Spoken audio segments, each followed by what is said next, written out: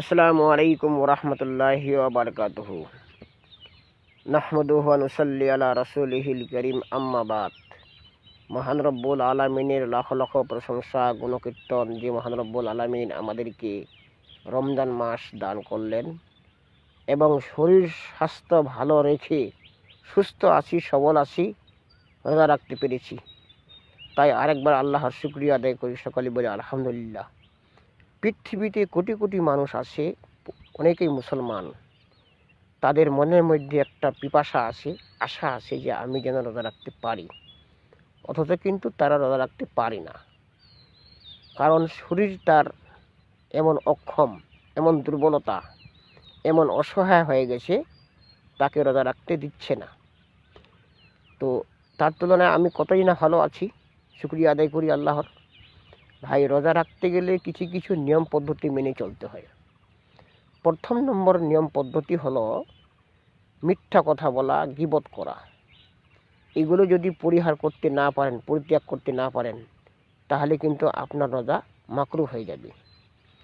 আপনি মিথ্যা কথা বলতে পারবেন না, কারণ আপনি রোজাদার।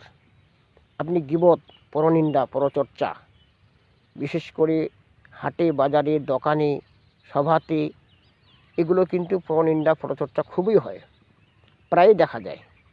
আমাদের গ্রাম্য সমাজে যখন আমরা দু চারজন এক জায়গায় মিলিত হই, তখন মানুষের কুৎসা করা, মানুষের অযথা কথা, তাকে নিয়ে টানা হেঁচড়া করা, তাকে তুচ্ছ তাচ্ছিল্য করা, এগুলো কিন্তু আমাদের অভ্যাসে পরিণত হয়েছে। এগুলো কিন্তু রোজা অবস্থায় করা যাবে না। যদি আপনি রোজা অবস্থায় এগুলো কাজ করতে যান, তাহলে কিন্তু আপনার রোজা মাকরুহ হয়ে যাবে। ঝগড়া করা, কাউকে গালি দেওয়া, এগুলো নিষিদ্ধ রয়েছে, কারণ রোজা আপনার মাকরুহ হয়ে যায়। যখন আপনাকে কেউ গালি দিবে, আপনি তাকে বলবেন যে আমি রোজাদার ব্যক্তি, আমি তো গালি দিতে পারি না। আপনি কিছুই বলবেন না, দেখবেন যে আপনাকে গালি দিচ্ছে সে ঠিকই থেমে যাবে, সে আপনাকে আর গালি দেবে না। আপনি কুদৃষ্টি দিতে পারবেন না। বেগানা নারী যেগুলো আছে, সেগুলোর প্রতি আপনি বারবার দেখবেন, বারবার তাকাবেন, তার সাথে বসবেন, উপহাস করবেন, তাকে তুচ্ছ তাচ্ছিল্য করবেন, অযথা কথা বলবেন, কথা বলার চেষ্টা করবেন। এগুলো কিন্তু রোজা অবস্থায় কিছুতেই করা যাবে না।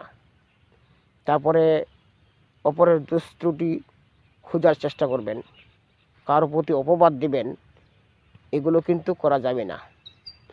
কিছু কিছু মানুষের আবার এও অভ্যাস আছে, গান করা, গান শোনা, অশ্লীল ছবি দেখা, অশ্লীল ভিডিও দেখা।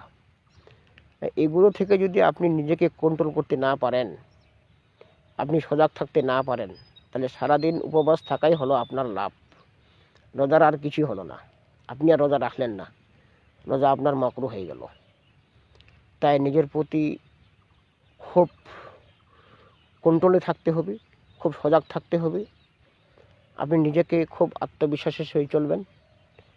আপনি নিজেকে স্টাডি করবেন, নিজেকে গবেষণা করবেন যে আমার দ্বারা কোনো ভুল হলো নাকি, আমার হাত, আমার পা, আমার মুখ, সমস্ত শরীরের দ্বারায় কোনো ক্ষতি হলো নাকি। সারা দিন যখন আপনি চলবেন, কথা বলবেন, খুব হুঁশ ঘুষের সহিত চলবেন, রাস্তা মেপে চলবেন। কারো অন্যায়, কারো ক্ষতি, কারো প্রতি অপবাদ, কারো জিনিস চুরি করা, এই জন্য আল্লাহ তাআলা বলেছেন লাআল্লাকুম তাত্তাকুন, যারা রোজাদার ব্যক্তি তারা কিন্তু কারো ক্ষতি করতে পারে না, কারো চুরি করতে পারে না, মিথ্যা কথা বলতে পারে না। এগুলো থেকে যখন মানুষ একটা মাস পরেজ থাকবে, অটোমেটিকলি ভাবে দেখবেন ওই লোকটা একদিন ভালো হয়ে যাবে, আলহামদুলিল্লাহ। তো কোনো ব্যক্তি যদি এগুলো কাছ থেকে পরেজ থাকতে না পারে, তাহলে কিন্তু তার মাত্র উপবাস থাকা ছাড়া আর কিছুই হলো না, তার রোজা আর হলো না। তো আল্লাহ তাআলা আমাদেরকে প্রত্যেককেই যেন খারাপ কাজ থেকে হেফাজতে থাকা এবং নিজেকে নিয়ন্ত্রণে রাখা, নিজেকে সজাগ থাকা, কন্ট্রোলে রাখা আমাদের একান্তই অপরিহার্য কর্তব্য। আল্লাহ তাআলা আমাদেরকে যেন সবাইকে নিয়ন্ত্রণে রাখেন।